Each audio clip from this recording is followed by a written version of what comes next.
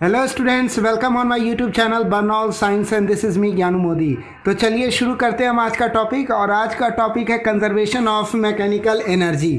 ठीक है, तो आज हम लोग जानेंगे मैकेनिकल एनर्जी का कंजर्वेशन, और एक न्यूमेरिकल भी है जिसको हम लोग देखेंगे। तो सबसे पहले आता है कि मैकेनिकल एनर्जी का जो है वो कहते किसको हैं। तो मैकेनिकल एनर्जी जो है या दरअसल में सम है। किसका सम है? पोटेंशियल एनर्जी और काइनेटिक एनर्जी का सम जो होता है ना, उसी को क्या कहा जाता है? उसी कहा जाता है मैकेनिकल एनर्जी। यानी mechanical energy the sum total of kinetic energy and potential energy. Potential energy को हम लोग किससे डिनोट करते हैं? यू से भी डिनोट करते हैं। तो काइनेटिक एनर्जी प्लस यू, यही हो गया हमारा total mechanical energy of the system. ठीक है, तो पहले ये जान लिए। अब आता है जानने के लिए कि कंजर्वेशन ऑफ मैकेनिकल एनर्जी किसे कहते हैं। यानी कि मैकेनिकल एनर्जी का कंजर्वेशन ये क्या कहता है? ये कहता है कि टोटल मैकेनिकल एनर्जी जो है उसका डेफिनेशन है। ये कंजर्वेशन ऑफ मैकेनिकल एनर्जी का ये डेफिनेशन है कि टोटल मैकेनिकल एनर्जी किसी भी सिस्टम का कंजर्व्ड होगा। कब कंजर्व्ड होगा? कंजर्व्ड होने का मतलब क्या हुआ कि उसकी टोटल एनर्जी कांस्टेंट होगी। मतलब कि ना तो एनर्जी क्रिएट होगा ना ही डिस्ट्रॉय होगा। तो ऐसा कब होगा? ऐसा ये जो एनर्जी कंजर्व कब होगा? जब इंटरनली ये क्या करे, जब इसके ऊपर सिर्फ और सिर्फ कंजर्वेटिव फोर्स लगेंगे, है ना। ऐसा और कोई दूसरा नेचर का फोर्स ना लगे, सिर्फ कंजर्वेटिव फोर्स लगे, कोई भी नॉन कंजर्वेटिव फोर्स ना लगे, तब क्या होगा? उसका टोटल एनर्जी कंजर्व्ड हो जाएगा। यानी उसमें क्या होगा? इंटरनली जो एनर्जी सिर्फ रूप को बदलेगा, है ना, अपने फॉर्म को बदलेगा। यानी एनर्जी एक फॉर्म से दूसरे फॉर्म में कन्वर्ट होगा, है ना। इसका मतलब क्या हुआ? इसका मतलब हुआ कि एनर्जी ना तो क्रिएट होगा ना ही डिस्ट्रॉय होगा। वह क्या करेगा? सिर्फ अपने फॉर्म को चेंज करेगा, क्योंकि कंजर्वेटिव फोर्स लग रहा है सिर्फ, इसीलिए टोटल मैकेनिकल एनर्जी सिस्टम का कंजर्व्ड है। यही है कंजर्वेशन ऑफ मैकेनिकल एनर्जी, है ना। तो बात समझ में आ गई। चलिए अभी इसको और डिटेल में समझेंगे इस न्यूमेरिकल के जरिए। कैसे? तो देखिए, एक बॉल है, मान लीजिए ये बॉल जो है m मास का बॉल है। क्वेश्चन में कहा गया है कि m मास का एक बॉल है, इसको थ्रो किया गया है va स्पीड से। यानी इसको फेंका गया va स्पीड से। ये रहा va स्पीड से बॉल को फेंका गया। बॉल कितना एंगल बना रहा है? थीटा एंगल बना रहा है हॉरिजॉन्टल के साथ। और ये जो बॉल है कितनी हाइट पर है? ये जो ग्राउंड से इसकी जो हाइट है ना, वह h हाइट पर है।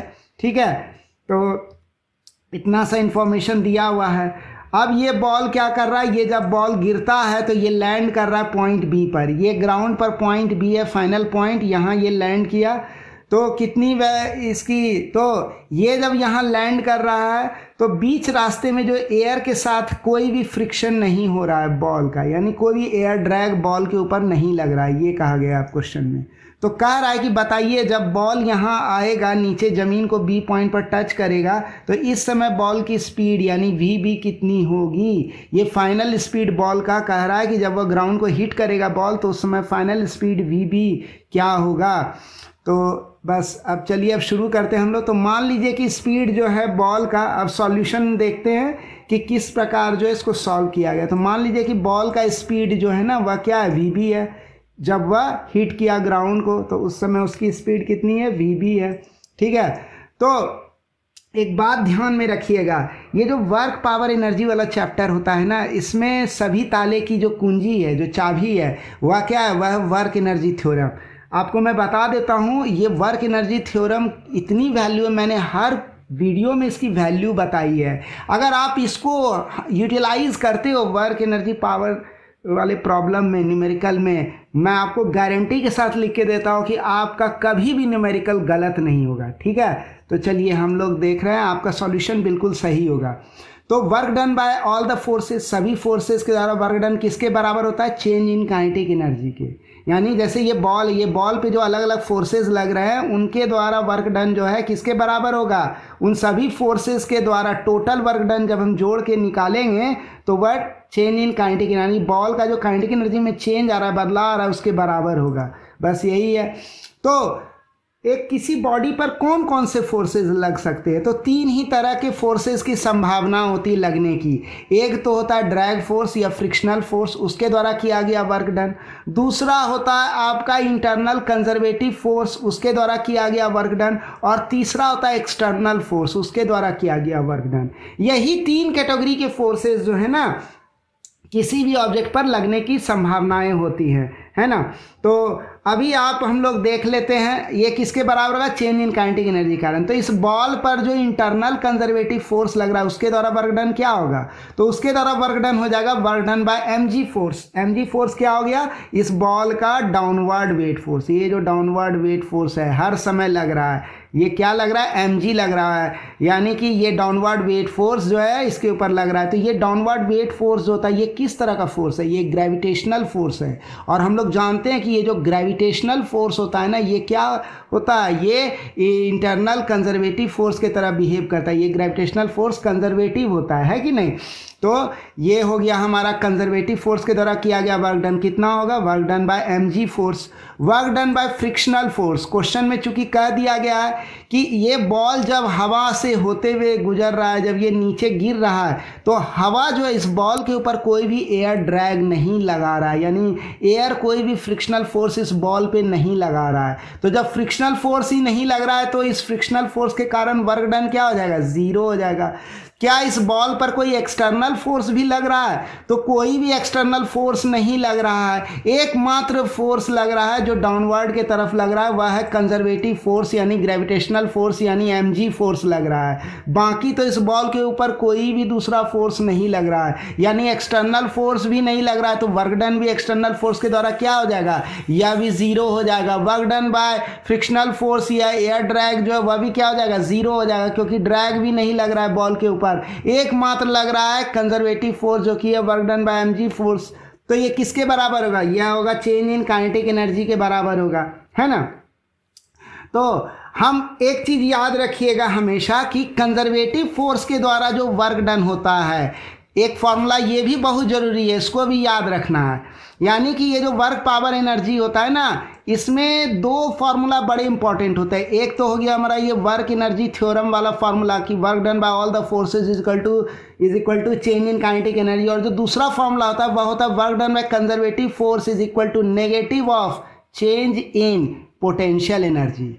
भाई अगर ये दोनों चाबी आपके हाथ है और आपको पता है ना, ये दोनों चाबी से आप वर्क पावर एनर्जी का हर ताला खोल लोगे आराम से, कोई परेशानी नहीं होगी, बड़ा मज़ा आएगा। तो हम लोग अब क्या कह सकते हैं, हम लोग अब कह सकते हैं कि ये जो नेगेटिव है of change in potential energy plus zero that is equal to change in kinetic energy.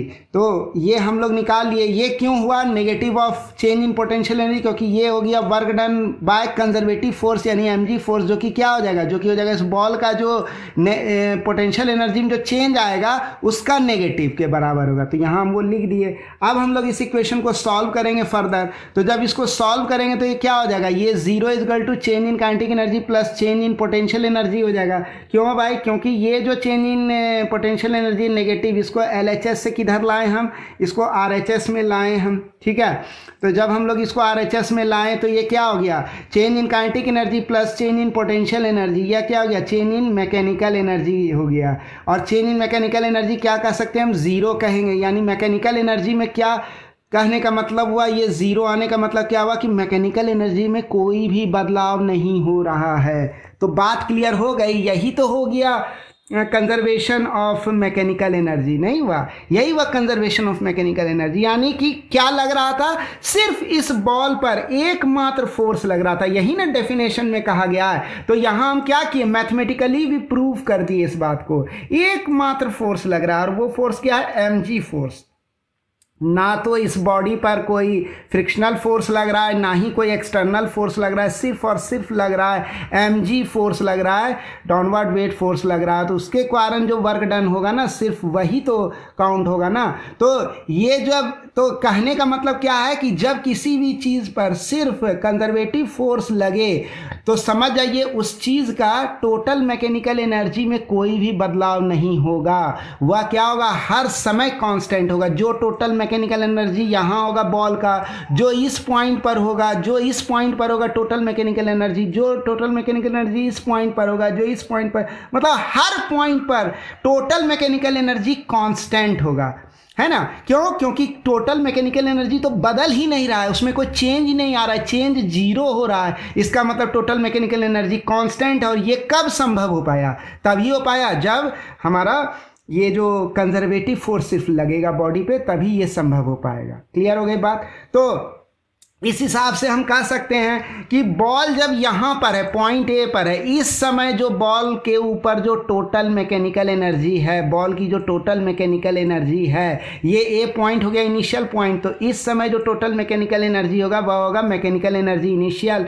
और जब बॉल यहाँ पहुँचा फाइनल पॉइंट बी पर, यानी ग्राउंड सरफेस को जब स्ट्राइक किया, इस समय इसकी टोटल मैकेनिकल एनर्जी क्या कहलाएगी? ये फाइनल मैकेनिकल एनर्जी कहलाएगी। हाँ, ये क्या हो गया हमारा? Initial mechanical energy. ये क्या हो गया हमारा? ये हो गया फाइनल मैकेनिकल एनर्जी, है ना। क्लियर हो गई बात। तो ये हो गया हमारा फाइनल मैकेनिकल एनर्जी, जो कि हो गया final kinetic energy plus final potential energy. और इधर क्या हो गया? इनिशियल मैकेनिकल एनर्जी में हो गया initial kinetic energy and initial potential energy. तो work done by non conservative force और एक्सटर्नल फोर्स जीरो है, इसीलिए क्या हो गया? टोटल मैकेनिकल एनर्जी कंजर्व्ड हो गया। जो टोटल मैकेनिकल एनर्जी यहाँ ए पॉइंट पर है, इनिशियल पॉइंट पर, वही टोटल मैकेनिकल एनर्जी यहाँ फाइनल पॉइंट बी पॉइंट पर है। क्लियर है। तो हम कह सकते हैं इसलिए total mechanical energy at point A is equal to total mechanical energy at point B. तो हम यहाँ पर जो है इनिशियल मैकेनिकल एनर्जी के जगह पर या इनिशियल काइनेटिक एनर्जी के जगह पर हम लिख दिए kinetic energy at A and potential energy at A. तो ये हो गया total mechanical energy at A, और ये हो गया kinetic energy at B plus potential energy at B. B क्या है? फाइनल पॉइंट है। तो ये हो गया total mechanical energy at point B. Clear हो गई बात, समझ में आ गया। तो अब हम लोग क्या कर सकते हैं? हम लोग कह सकते हैं half M V A square plus M G H, है ना। यही हम लोग कह सकते हैं। ये काइनेटिक एनर्जी एट ए क्या हो गया? ये हो गया half M V A square. Potential energy at A क्या हो गया? ये हो गया प्लस एम जी एच, है ना। अब ये हो गया काइनेटिक एनर्जी एट बी, ये क्या हो गया? Half M V B square. और पोटेंशियल एनर्जी एट बी क्या हो गया? ये हो गया जीरो। यानी जब बॉल यहाँ पर आया तो पोटेंशियल एनर्जी जीरो क्यों हो गया?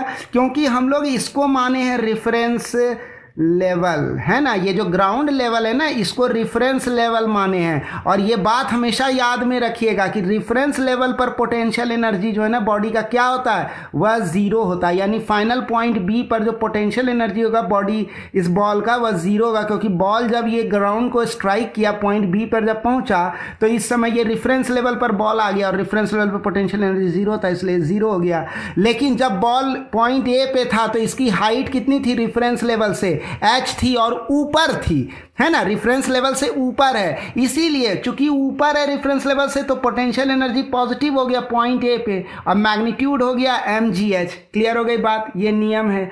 तो और kinetic energy, initial kinetic energy क्या होगा? वह होगा half M V A square, क्योंकि पॉइंट ए पर स्पीड जो है वी ए है और पॉइंट बी यानी फाइनल पॉइंट पर स्पीड वी बी है, तो हो गया फाइनल काइनेटिक एनर्जी हो गया half M V V square. अब हम लोग क्या करेंगे? इसको सॉल्व करेंगे। इसको सॉल्व करेंगे तो ये क्या हो जाएगा? इधर ये हो जाएगा हमारा, इस तरह से हम लिख सकते हैं इसको, है ना। तो इस तरह से हम लोग लिख सकते हैं half M V B square. V B को अब हम एल एच एस में ले गए और इस दोनों को उठा के हम क्या किए? आर एच एस में ले आए। तो ये इस तरह से हमको इक्वेशन बन गया। अब हम half M V B square, अब हम इसको आगे लिख सकते हैं कुछ इस तरह से, है ना। इसको हम लोग आगे इस तरह से लिख सकते हैं। ये जो एम एम है, ये एम एम क्या हो गया? ये एम कॉमन आउट हो जाएगा। ये यहाँ भी एम है और यहाँ भी एम है, तो एम कॉमन आउट होकर के क्या हो जाएगा? कट जाएगा। ये एम कट गया, इधर ये भी कट गया, एल एच एस का एम भी कट गया और आर एच एस का ये दोनों एम कट जाएगा। तो क्या बच जाएगा? Half V B square half V ए स्क्वायर प्लस जी एच। अब हम लोग जो है वी बी निकालना है। क्वेश्चन तो यही कहा गया फाइनल वेलोसिटी निकाली, यानी जब बॉल पॉइंट बी पर पहुंचा तो फाइनल वेलोसिटी क्या हो गई बॉल की? ये सॉरी फाइनल स्पीड क्या हो गई? इसका स्पीड निकालने का है। तो फाइनल स्पीड जो बॉल की पॉइंट बी पर है वह हो गई √2gh plus V A square.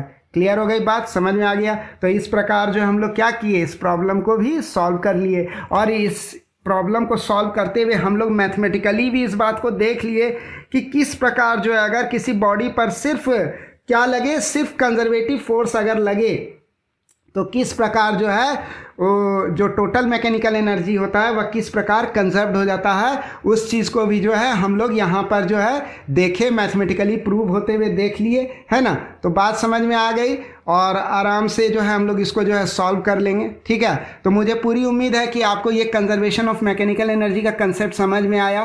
कुछ ट्रिक नहीं है, एक ही ट्रिक है कि भाई आप दो बात को हमेशा याद रखिए। वो जो वर्क एनर्जी थ्योरम उसको हर जगह अप्लाई कीजिए। गजब की चीज़ है वो। अगर आप उसको ले करके चलोगे ना, कभी फिसलोगे नहीं।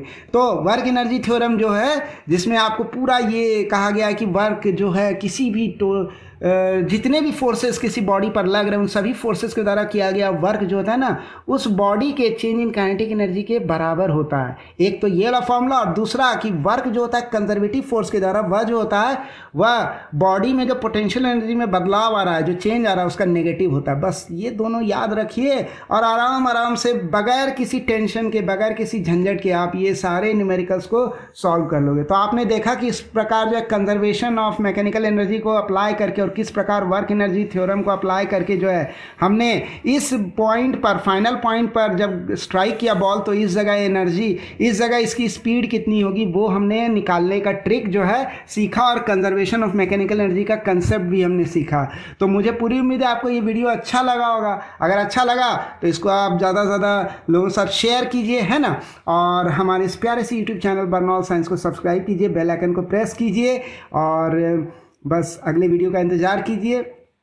और फिर मिलते हैं हम आपसे अगले वीडियो में, और अपने कमेंट्स लिखना नहीं भूलिए। So thanks for watching the video. और कोई भी वीडियो छोड़िए मत, प्लेलिस्ट में जाइए आप, वीडियो के एंड में प्लेलिस्ट आएगा, आप उसमें एक एक वीडियो को ध्यान से देखिए, आपको बहुत कुछ सीखने को मिलेगा विथ एनिमेशन। ठीक है, तो तब तक के लिए thanks for watching the video.